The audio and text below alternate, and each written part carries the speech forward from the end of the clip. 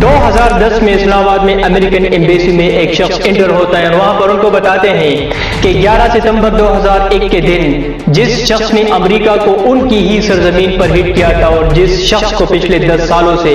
آپ لوگ پاگلوں کی طرح ڈھونڈ رہے ہیں، تو وہ شخص اس وقت پاکستان کے شہر ایبٹ آباد میں ملٹری اکیڈمی سے چند ہی فاصلے پر بلال ٹاؤن میں اسی کمپاؤنڈ میں موجود ہے۔ اس انفارمیشن کے بدلے میں اس شخص کو دیے جاتے ہیں تقریباً $25 ملین اور ان کو ریسیٹلڈ بھی کیا جاتا ہے امریکہ میں۔ یہ شخص کون تھا اور انہوں نے امریکہ کے لوگوں کو یہ انفارمیشن کیوں دیا، اور 2011 میں جو ایبٹ آباد آپریشن ہوتا ہے تو اس کی اصل کہانی کیا ہے؟ آئیے ان سارے سوالات کو سمجھنے کی کوشش کرتے ہیں آج کے اس ویڈیو میں۔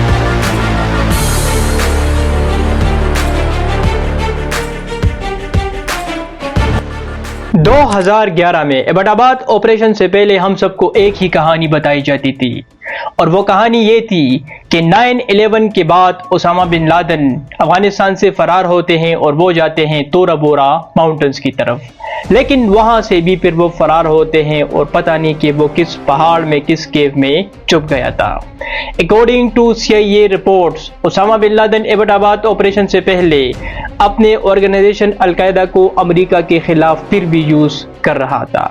بٹ یہ صرف ایک آفیشیل سٹوری تھی اور حقیقت کچھ اور تھی۔ اس ویڈیو میں جو بھی چیزیں میں آپ سب کے ساتھ شیئر کرنے جا رہا ہوں ریگارڈنگ ایبٹ آباد آپریشن، تو وہ ایک امریکن جرنلسٹ ہے جس کا نام ہے سیمر ہرش۔ اس کی ایک آرٹیکل ہے جو کہ کتاب کی شکل میں بھی موجود ہے جس کا ٹائٹل ہے the killing of Osama bin Laden. اس آرٹیکل میں وہ ایسے آرگومنٹس پیش کرتے ہیں، ایسے سوالات اٹھاتے ہیں، ایسے فیکٹس ہمارے ساتھ شیئر کرتے ہیں جس کے جوابات آج بھی نہ امریکن گورنمنٹ کے پاس ہے اور نہ پاکستانی گورنمنٹ کے پاس ہے۔ اس جرنلسٹ کے مطابق سے یہ کی جو آفیشیل سٹوری ہے کہ 9/11 کے بعد اور ایبٹ آباد آپریشن سے پہلے اسامہ بن لادن اور ان کا جو آرگنائزیشن تھا یعنی کہ القاعدہ، تو وہ تب بھی امریکہ کے خلاف استعمال ہو رہا تھا، تو یہ سراسر جھوٹ ہے اور حقیقت کچھ اور ہے۔ اور وہ بتاتے ہیں کہ حقیقت یہ ہے کہ اسامہ بن لادن کو 2006 میں ہی اریسٹ کر لیا تھا پاکستانی انٹیلیجنس ایجنسی یعنی کہ ISI، اور ان کو اسی کمپاؤنڈ میں ہی انہوں نے رکھا تھا جو کہ ایبٹ آباد کے شہر یعنی کہ بلال ٹاؤن میں لوکیٹڈ تھا۔ یہ جرنلسٹ ہمیں بتاتے ہیں کہ ایبٹ آباد کی سلیکشن اسی وجہ سے کی گئی کیونکہ ایک تو وہ ملٹری گیریزن ٹاؤن ہے، وہاں پر کاکول ملٹری اکیڈمی بھی لوکیٹڈ ہے اور وہاں پر ملٹری آفیسرز اور ان کی فیملیز بھی رہتے ہیں، لہٰذا ایبٹ آباد بلال ٹاؤن اور وہ کمپاؤنڈ ایک ایسی جگہ تھی جو کہ کوئی بھی ایکسپیکٹ نہیں کر سکتا تھا کہ یہاں پر اسامہ بن لادن کو بھی رکھا جائے گا۔ وہ یہ بھی فرماتے ہیں کہ 2006 میں جب اسامہ بن لادن کو اریسٹ کیا گیا تو اسامہ بن لادن کو جب اس کمپاؤنڈ میں رکھا گیا تو وہ اپنے کنٹرول میں نہیں تھا بلکہ ISI کے کنٹرول میں تھا، اور وہ ایک قید کی زندگی گزار رہا تھا، نہ وہ اپنے آرگنائزیشن کے ساتھ کنیکٹڈ تھا، نہ اس کے پاس کوئی فون تھا، نہ اس کے پاس کوئی انٹرنیٹ تھا، اور وہ ایک قید کی زندگی گزار رہا تھا۔ وہ یہ بھی بتاتے ہیں کہ اسامہ بن لادن فزیکلی بہت زیادہ کمزور ہو چکا تھا، وہ اپنی سروائیول کے لیے، وہ فوڈ کے لیے، وہ میڈیسن کے لیے باقی لوگوں کے اوپر ڈیپینڈنٹ تھا، اور وہ فرماتے ہیں کہ اسی کمپاؤنڈ میں ہی ان کا علاج چل رہا تھا، اور جو ڈاکٹر ان کا علاج کر رہا تھا تو وہ بھی ایک ملٹری ڈاکٹر تھا جس کا نام تھا ڈاکٹر عامر عزیز، جو کہ ریگولرلی ان کے لیے آتے تھے اور ان کی چیک اپ کرتے ہیں۔ وہ یہ بھی بتاتے ہیں کہ اس کسٹڈی کے پیچھے جو ماسٹر مائنڈ تھے تو وہ 2 لوگ تھے، ایک ex army chief Ashfaq Parvez Kayani تھا اور دوسرا شخص DGISI ex DGISI Ahmed Shuja Pasha تھا۔ ایبٹ آباد آپریشن کے بعد ہمیں یہ بتایا جاتا ہے فرام وائٹ ہاؤس کہ یہ جو کمپاؤنڈ تھا بلال ٹاؤن میں، تو یہ اسامہ بن لادن نے تعمیر کیا تھا اپنی سیکریسی کے لیے اور جہادس پروٹیکشن کے لیے۔ اسی وجہ سے اس کمپاؤنڈ کے بڑے بڑے والز تھے، اس میں کچھ ہی کھڑکیاں تھے، یہاں پر نہ کوئی فون تھا، یہاں پر نہ کوئی انٹرنیٹ تھا، اور یہاں پر اسامہ بن لادن اپنے کچھ لویل باڈی گارڈز کے ساتھ رہ رہا تھا۔ لیکن یہ جرنلسٹ ہمیں یہ بتاتے ہیں کہ یہ کہانی مکمل طور پر غلط ہے۔ وہ بتاتے ہیں کہ یہ جو کمپاؤنڈ تھا تو وہ اسامہ بن لادن کا کوئی ہائیڈ آؤٹ نہیں تھا بلکہ وہ ایک جیل تھا۔ یہ کمپاؤنڈ اسامہ بن لادن کی مرضی سے نہیں چل رہا تھا بلکہ ISI کی مرضی سے چل رہا تھا، اور وہاں پر اسامہ بن لادن صرف ایک قید کی زندگی گزار رہا تھا۔ انویسٹیگیشن کے مطابق اس علاقے میں جب لوگوں سے تفتیش ہو رہی تھی، تو وہاں پر جو لوکل کانٹریکٹر سے تو وہ یہ بتاتے تھے کہ یہ جو کمپاؤنڈ ہے تو یہ کوئی مالدار زمیندار ہے تو وہ اس کا مالک ہے، لیکن یہ جرنلسٹ ہمیں بتاتے ہیں کہ حقیقت میں یہ ایک I S I controlled plan تھا۔ وہ بتاتے ہیں کہ آئی ایس آئی نے اس کو تعمیر کیا تھا، اس کے بڑے بڑے جو والز تھے تو وہ اسی وجہ سے ہے تاکہ اس کی ویزیبلٹی کو لمٹ کیا جا سکے۔ اگر اس میں کوئی فون نہیں تھا، کوئی انٹرنیٹ نہیں تھا تو وہ اسی وجہ سے نہیں تھا تاکہ اسامہ بن لادن کو باقی دنیا سے کٹ رکھا جا سکے۔ وہ یہ بتا رہے تھے کہ اسامہ بن لادن یہاں پر صرف ایک قیدی تھے اور یہاں پر وہ آئی ایس آئی کی مرضی سے رہ رہے تھے، اور وہ یہ بھی بتاتے ہیں کہ اس کمپاؤنڈ میں فلور تھرڈ پر اسامہ بن لادن ایک روم میں رہتے تھے جو کہ میٹل بار سے بنا تھا، اور وہ یہ بتاتے ہیں کہ وہاں پر زیادہ تر اسامہ بن لادن اپنا ٹائم گزارتے تھے، اے کیج ود ان کیج۔ اور یہاں پر آئی ایس آئی کے لوکل جو ایجنٹس تھے تو وہ ان کو مانیٹر بھی کرتے تھے، اور ڈاکٹر عامر عزیز ریگولرلی آتے تھے چیک اپ کے لیے۔ تو لہٰذا وائٹ ہاؤس کی جو اسٹیٹمنٹ تھی اس کو یہ جرنلسٹ ریجیکٹ کرتا ہے۔ وائٹ ہاؤس کا نیریٹو یہ تھا کہ ایبٹ آباد آپریشن سے تقریباً 2 سال پہلے سی آئی اے نے اپنا ہوم ورک شروع کر لیا تھا۔ اس سلسلے میں سی آئی اے نے ٹرسٹڈ کوریئرز کو ٹریک کیا، اور پھر وہاں سے یہ کہانی شروع ہوتی ہے۔ وہ لوگ اس کمپاؤنڈ کو جو کہ ایبٹ آباد میں بلال ٹاؤن میں لوکیٹڈ کمپاؤنڈ تھا جدھر اسامہ بن لادن سیکرٹلی رہ رہا تھا، تو اس کمپاؤنڈ کو وہ مانیٹر کرنا شروع کرتے ہیں۔ یہاں پر جو بھی ایکٹیویٹیز ہو رہی تھی سارے چیزوں کو وہ لوگ مانیٹر کرتے ہیں بیفور ایبٹ آباد آپریشن۔ اوباما جب سپیچ کرتے ہیں لوگوں کے سامنے اس آپریشن کے بعد تو فرماتے ہیں کہ اٹ واز انٹیلیجنس وکٹری، لیکن یہ جرنلسٹ ہمیں بتاتے ہیں کہ یہ سب جھوٹ تھا۔ حقیقت یہ تھی کہ سی آئی اے کے پاس کوئی انفارمیشن موجود نہیں تھی، نہ وہ اس آپریشن سے پہلے 2 سالوں سے اس کمپاؤنڈ کو مانیٹر کر رہے تھے۔ حقیقت یہ تھی کہ 2010 میں اسلام آباد میں امریکن ایمبیسی میں ایک شخص انٹر ہوتے ہیں اور ان سے فرماتے ہیں کہ میرے پاس اسامہ بن لادن کی لوکیشن موجود ہے، میں آپ کو بتا سکتا ہوں کہ اسامہ بن لادن کدھر ہے، لیکن بدلے میں آپ لوگ مجھے $25 ملین دیں گے، اور اس کے علاوہ مجھے امریکہ میں ری سیٹلڈ بھی کریں گے۔ وہاں پر ان کے درمیان 2010 میں ایگریمنٹ ہوتا ہے۔ یہ شخص کون تھا؟ اس شخص کے بارے میں یہ جرنلسٹ اپنی آرٹیکل میں ذکر تو نہیں کرتے، لیکن وہ یہ بتاتے ہیں کہ یہ ایک ریٹائرڈ پاکستانی ملٹری آفیسر تھا جو کہ ایکس اسپائی بھی رہ چکا تھا پاکستانی آئی ایس آئی ڈپارٹمنٹ میں۔ اس شخص کے بارے میں شجاع نواز اپنی کتاب دی بیٹل فار پاکستان میں فرماتے ہیں کہ اس کا نام تھا بریگیڈیئر عثمان خالد۔ بریگیڈیئر عثمان خالد ان کو انفارمیشن دیتے ہیں اسامہ کے متعلق، اور بدلے میں ان سے $25 ملین بھی رہتے ہیں، اور وہ اس کو امریکہ میں ری سیٹلڈ بھی کیا جاتا ہے۔ یہاں پر میرا ایک سوال بنتا ہے، پاکستان میں پولیٹیشنز کے اوپر، بیوروکریٹس کے اوپر، عام لوگوں کے اوپر غداری کے الزامات لگائے جاتے ہیں، فتواز لگائے جاتے ہیں، سیڈیشنز لا موجود ہیں یہاں پر پاکستان میں، لیکن اس شخص کے بارے میں آپ لوگ کیا کہیں گے جس نے اپنے ملک سے غداری کی، اپنے پاکستانی فوج سے غداری کی، پاکستان کو پوری دنیا میں بدنام کیا، پاکستان کے امیج کو انہوں نے ڈسٹروائے کیا ایکسٹریملی، آئین کے ساتھ اس نے غداری کی، آئی ایس آئی کے ساتھ اس نے غداری کی۔ یہ شخص آج بھی امریکہ میں لگژری لائف گزار رہا ہے۔ میرا سوال ہے آپ سب سے، اس وقت کے جو امریکن پریزیڈنٹ تھے باراک اوباما، تو وہ یہ بھی فرماتے ہیں کہ اس آپریشن کے بارے میں آئی ایس آئی کے جو چیف تھے شجاع نواز پاشا، اور اس کے علاوہ chief of the army staff Ashfaq Parvez Kayani, تو ان دونوں کو کوئی علم نہیں تھا۔ یہ بالکل ایک کوڈ آپریشن تھا جس کو ہم نے خود بذات خود کنڈکٹ کیا تھا، لیکن اس چیز میں بھی کوئی حقیقت نہیں ہے۔ اصل میں ان کے پاس انفارمیشن آئی تھی اس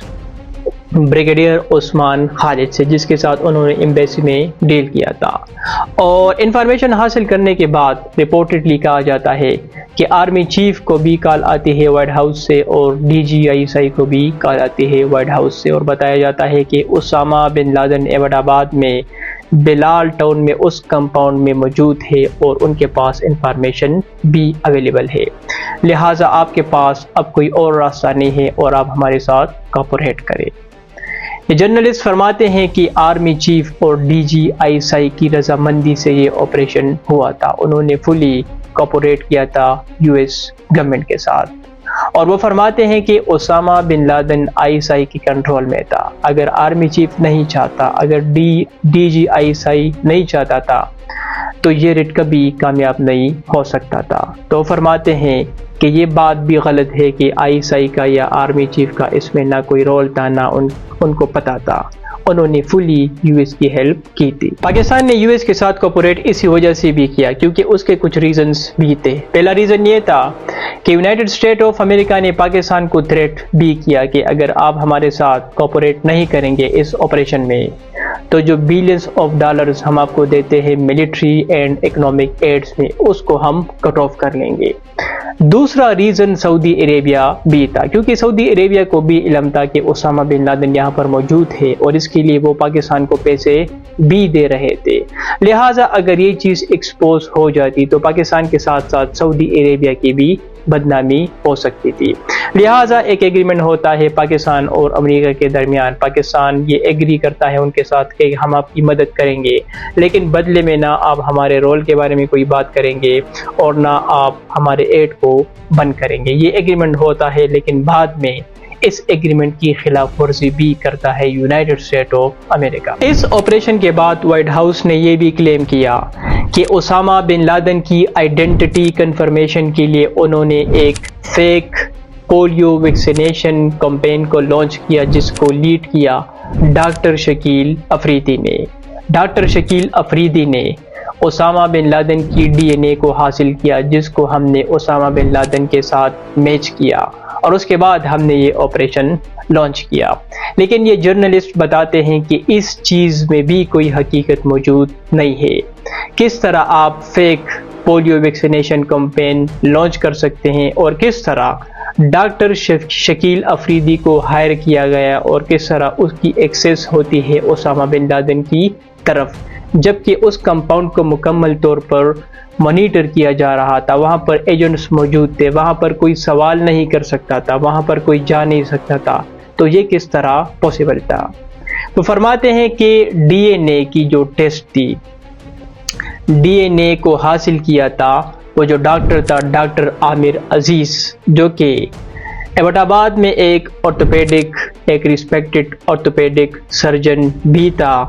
اور ملٹری ہاسپٹل کے ساتھ بھی وہ لنک تھا، تو یہ چیز اس نے کی تھی، ڈاکٹر شکیل نے نہیں کی تھی۔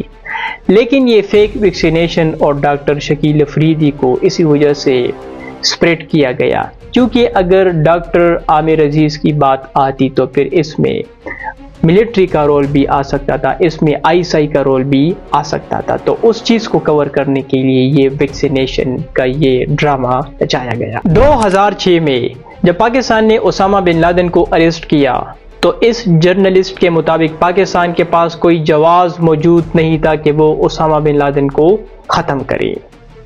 پاکستان نے سوچا کہ یہ شخص تو آلریڈی مرا ہوا ہے، لہٰذا ہم اس شخص کو بارگیننگ چپ کے طور پر استعمال کر سکتے ہیں، اور اس چیز میں سعودی عربیہ نے بھی پاکستان کا ساتھ دیا۔ سعودی عربیہ نے اسی وجہ سے ساتھ دیا کیونکہ سعودی عربیہ بھی نہیں چاہتا تھا کہ اسامہ بن لادن امریکہ کے حوالے کیا جائے زندہ، کیونکہ اگر وہ انویسٹیگیشن کرتے تو سعودی عربیہ کا جو ڈیکیڈز آف اس کا جو رول تھا، جو ٹائز تھے جہادس نیٹ ورک کے ساتھ، تو وہ بھی ایکسپوز ہو سکتے تھے، لہٰذا سعودی عربیہ بھی نہیں چاہتا تھا کہ وہ امریکن کے حوالے کیے جائے اور وہ پاکستان میں ہی ISI کے پاس ہی ٹھیک ہے، اور اس کے لیے سعودی عربیہ بھی پاکستان کو فنڈ دے رہا تھا۔ 2 مئی 2011 افغانستان کے صوبے جلال آباد سے امریکن ہیلی کاپٹر انٹر ہوتے ہیں انٹو پاکستان۔ آنے سے پہلے ان کے پاس پوری انفارمیشن تھی، ان کو پرووائڈ کیا گیا تھا فلور پلانز، ان کو یہ بھی پتا تھا کہ اسامہ بن لادن اس کمپاؤنڈ کے کس روم میں موجود ہے، کتنے لوگ اس کمپاؤنڈ میں موجود ہیں، ان کے پاس ہتھیار ہے یا نہیں، یہ پوری انفارمیشن ان کو دی گئی تھی۔ یہ جرنلسٹ بتاتے ہیں کہ امریکن ٹروپس آنے سے پہلے یہاں کی جو سیکیورٹی تھی تو کئی گھنٹے پہلے ان کو ریموو کیا جا چکا تھا۔ جب وہ لوگ یہاں پر پہنچتے ہیں امریکنز، تو یہاں پر جو الیکٹریسٹی تھی وہ جا چکی تھی۔ یہ لوگ لینڈ کرتے ہیں، کمپاؤنڈ کے اندر انٹر ہوتے ہیں۔ اس جرنلسٹ کے مطابق اس کمپاؤنڈ کے اندر اسامہ بن لادن موجود تھے اور ان کے ساتھ ان کی 2 بیویاں موجود تھی۔ اسامہ بن لادن کے پاس کوئی ہتھیار، کوئی ویپنز کچھ بھی نہیں تھا۔ یہ لوگ انٹر ہوتے ہیں اور وہاں پر وہ اسامہ بن لادن کو ختم کرتے ہیں۔ اچھا، یہ بھی بتایا جاتا ہے بائی امریکن گورنمنٹ کہ اسامہ بن لادن کو اسی وجہ سے مارا گیا کیونکہ فائر فائٹ ہوتی ہے بٹوین دیم اینڈ جو یو ایس سیلز تھے وہاں پر موجود تھے۔ لیکن اس جرنلسٹ کے مطابق وہاں پر جو لوکل لوگ تھے انہوں نے کہا کہ ہم نے کوئی فائر فائٹ نہیں سنا وہاں پر، بس ہم نے ایک چیز سنی تھی کہ وہاں پر ایک ہیلی کاپٹر تھا، وہ کریش ہو چکا تھا، باقی ہم نے فائر فائٹ کی آواز نہیں سنی تھی۔ تو جرنلسٹ بتاتے ہیں کہ کوئی فائر فائٹ وہاں پر نہیں ہوئی تھی، ان کے پاس کوئی ہتھیار وغیرہ موجود نہیں تھا، ان لوگوں نے اس کو شوٹ کیا کہیں پر۔ اس آپریشن کے بعد اسامہ بن لادن کی باڈی کو لے جایا گیا جلال آباد افغانستان اور وہاں سے پھر USS کیرل ونسن۔ آفیشل جو وائٹ ہاؤس کی سٹیٹمنٹ تھی اس میں بتایا گیا کہ اسامہ بن لادن کی باڈی کو سمندر میں پھینکا گیا within 24 hours with full Islamic traditions کے ساتھ۔ لیکن یہ جو جرنلسٹ ہے تو وہ بتاتے ہیں کہ یہ بھی جھوٹ ہے۔ باڈی کے پارٹس کر کے ان کو ہندو کش کے پہاڑوں پر پھینکا گیا اور کچھ پارٹس کو سمندر میں پھینکا گیا، اور ریزن یہ تھا کہ باراک اوباما جو کہ اس وقت پریزیڈنٹ تھے تو وہ کوئی ثبوت نہیں چھوڑنا چاہتے تھے، نہ کوئی فوٹوگراف موجود ہے، نہ کوئی ایویڈنس موجود ہے۔ وہ صرف اس چیز کو پولیٹیکلی کیش کرنا چاہتے تھے، جو کہ بعد میں انہوں نے کیا بھی۔ جو اگلا الیکشن آیا تو اس میں وہ دوبارہ الیکٹ ہوتے ہیں، second time president of the United State of America. اس جرنلسٹ کے مطابق اسامہ بن لادن اور ایبٹ آباد ریڈ کے حوالے سے جو چیز ہمیں بتائی گئی تو وہ بالکل ایک ہالی ووڈ ورژن تھا۔ اس کے مطابق یہ ساری چیزیں جو ہمیں بتائی گئی تو اس کے پیچھے کچھ ریزنز تھے۔ پہلا ریزن تو یہ تھا کہ پاکستان کی جو کارپوریشن تھی with the United State of امریکہ، تو اس چیز کو وہ کور کرنا چاہتے تھے تاکہ پاکستان پوری دنیا میں ہیوملیٹ نہ ہو، کیونکہ بعد میں انہوں نے کیا بھی جب انہوں نے اس ایگریمنٹ کی خلاف ورزی کی۔ دوسرا جو ریزن تھا تو وہ سعودی عربیہ تھا، سعودی عربیہ کا بھی امیج خراب ہو سکتا تھا، تو ایک ریزن وہ بھی تھا۔ اور تیسرا جو سب سے بڑا ریزن تھا تو وہ یہ تھا کہ اس وقت کے جو پریزیڈنٹ تھے امریکہ کے باراک اوباما، تو وہ اس چیز کو پولیٹیکلی استعمال کرنا چاہتے تھے، لہٰذا وہ آپ کہہ سکتے ہیں کہ ایک جسٹس بھی تھا، وہ شخص جو کہ 9/11 ایونٹس میں اس کا ماسٹر مائنڈ تھا، اس کا جو پلانر تھا، اس کو انہوں نے اترائز کیا تھا۔ تقریباً 3000 کے قریب لوگ مرے تھے اس چیز میں، تو ان لوگوں کے لیے ایک جسٹس بھی تھا، انصاف بھی تھا، لیکن آپ کہہ سکتے ہیں کہ یہ ایک پولیٹیکل ایگزیکیوشن آف کیپٹیو بھی تھا۔